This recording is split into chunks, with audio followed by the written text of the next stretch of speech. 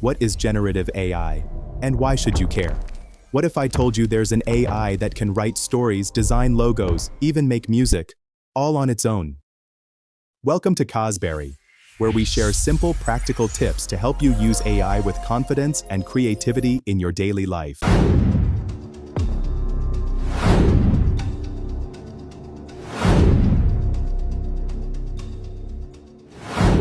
Generative AI isn't just analyzing data, it's creating from it. It learns from massive datasets, then generates original content. From text and images to code and voice. It powers tools like ChatGPT, Midjourney, DALL, and more. And it's already helping people write, build, sell, and even think better. But the magic is in the prompt.